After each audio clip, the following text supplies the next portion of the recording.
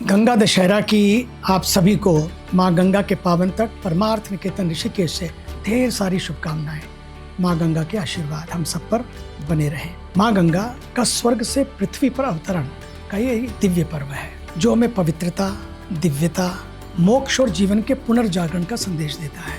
पौराणिक ग्रंथों के अनुसार सूर्यवंशी राजा सगर ने अश्वमेध यज्ञ किया, जिसके घोड़े को इंद्र ने चुराकर कपिल मुनि, जो बड़े दिव्य संत, के आश्रम में बांध दिया। राजा सगर के 60,000 पुत्रों ने घोड़े की खोज में कपिल मुनि के आश्रम को घेर लिया और उन्हें भला बुरा कहा।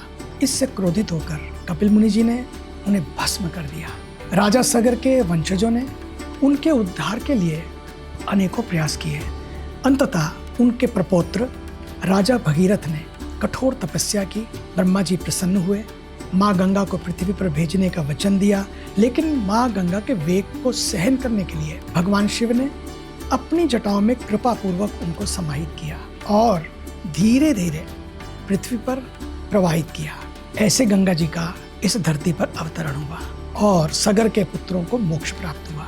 तब से लेकर आज तक चारों युगों से बहने वाली ये माँ गंगा हमें पवित्रता, निर्मलता, शांति और सद्गति प्रदान करती है। जब भी कोई अपनी माँ को तकलीफ में देखता है ना, तो दिल रो पड़ता है। आज हमारी वही स्थिति है। हमारी अपनी माँ गंगा, जो हमें जीवन देती है, खुद दर्द से करा रही है। हमको, इस सभ्यता को इतने वसुधैव कुटुंबकम सर्वे भवन्तु सुखिनः ना जाने कितने करोड़ों मंत्र दिए, आज वो मौन हो गई है।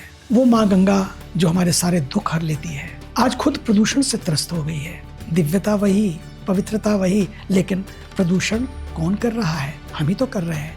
माँ गंगा केवल, ये हमें जानना होगा, एक नदी नहीं है, वो हमारी सभ्यता की आत्मा है। उन्होंने हमें केवल जल नहीं बल्कि जीवन दिया है। उनके तटों पर संस्कृति और सभ्यताएं फली फूली आगे बढ़ रही है। लेकिन आज वही गंगा आंसू बहा रही है, क्योंकि हमने उन्हें बोतलों में कैद कर दिया, उनकी सहायक नदियों को नालों में बदल दिया और उनके पवित्र जल को कचरे में बदलने में कोई कसर नहीं छोड़ी।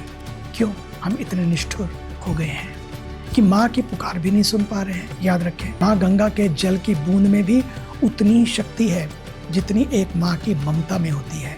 आइए गंगा दशहरे के इस पावन पर्व पर माँ गंगा के आंचल को फिर से स्वच्छ, निर्मल, अविरल बनाने का संकल्प लें।